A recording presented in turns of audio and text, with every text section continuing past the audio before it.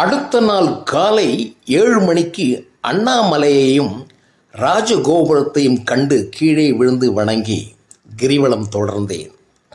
ஆங்காங்கே வெளிநாட்டவர்கள் சிலர் வலம் வரும் பாதையில் ஒரு ஓரமாக உட்கார்ந்து கொண்டு மலையை நோக்கியவாறு தவம் செய்வதை பார்த்தேன். உலக மக்களை கவரும் அண்ணாமலை என்று அன்றுதான் உணர்ந்தேன்.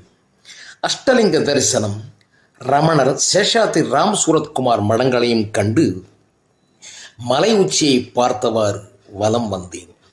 சூரிய வெளிச்சத்தில் நேற்று ஏற்றிய தீபம் தெரியவில்லை. ஆனால் கரும்புகை வந்ததால் எரிந்து கொண்டிருக்கிறது என்று தெரிந்தது.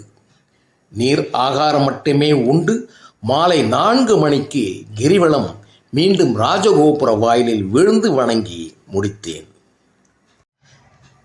மாலையில் கிரிவலம் முடித்த பின் மதிய உணவு முடிந்த பிறகு 6 மணி அளவில் திருவண்ணாமலை பேருந்து நிலையத்தில் நின்றிருந்த சேலம் பஸ்ஸில் ஏறினேன்.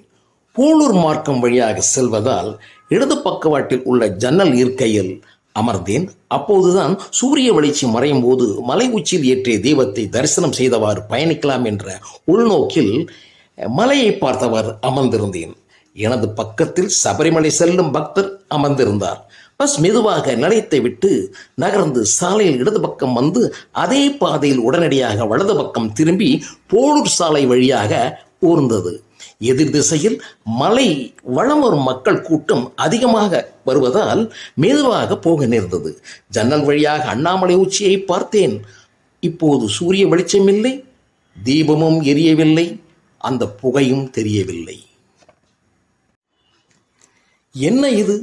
ஜன்னல் அருகே உட்கார்ந்து தீபம் பார்த்தவாறு பயணிக்கலாம் என்றால் இப்போது ஏதும் தெரியவில்லையே. ஒருவேளை தீபம் அணைந்து விட்டதோ?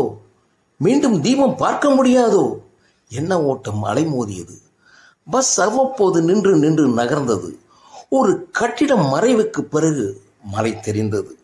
என்ன ஆச்சரியம்! மலை உச்சியில் நீண்டு வளர்ந்த பெருத்த உலக்கை போல் ஒரு கரும் நிழல் வடிவில் ஒன்று திடீரென்று தெரிந்தது. இது என்னவாக இருக்கும்? என்ன இது? கண்ணிமைக்காமல் பார்த்தவாறு இருந்தேன். வண்டி நகர்ந்ததால் இப்போது ஒரு கட்டிடம் மலையை மறைத்தது. மீண்டும் பஸ் நகர்ந்ததால் மலை தெரிந்தது. இப்போது மலை உச்சியில் அந்த உலக்கை போல் இருந்த அந்த நிழல் உருவம் நிழல் வடிவமான ஒரு பீடத்தின் நடுவில் இருந்து வெளியில் வந்தது போல் இருந்தது.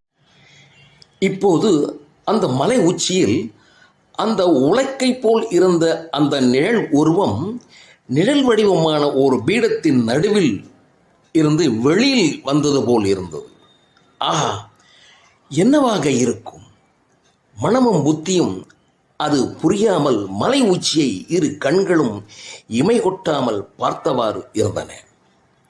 இதற்கிடையில் பஸ் மெதுவாக ஊர்ந்து சென்றதால் மீண்டும் கட்டிடங்கள் மலையை மறைத்தன. சற்று நேரத்தில் மலையை மீண்டும் பார்க்க முடிந்தது.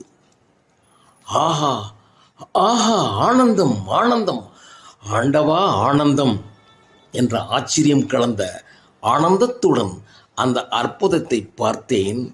மலை உச்சியின் நடுவே சிவலிங்க உருவம் மேல் நோக்கி வந்து அமர்ந்தவாறு நிழல் வடிவில் இருந்தது. கடந்த 2 பகுதிகளில் திருவண்ணாமலை உச்சியில் நான் நேரில் கண்ட நிழல் உருவ சிவலிங்க தரிசனத்தை சில விளக்கப்படங்களுடன் தங்களுக்கு காட்டியுள்ளேன். அவைகள் அனைத்தும் சித்தரிக்கப்பட்டவைதான். ஆனால் உண்மையில் கண்ட காட்சிகள் 2000ஆவது ஆண்டு கார்த்திகை பௌர்ணமி நன்னாளில் எனக்கு அது நடைபெற்றது.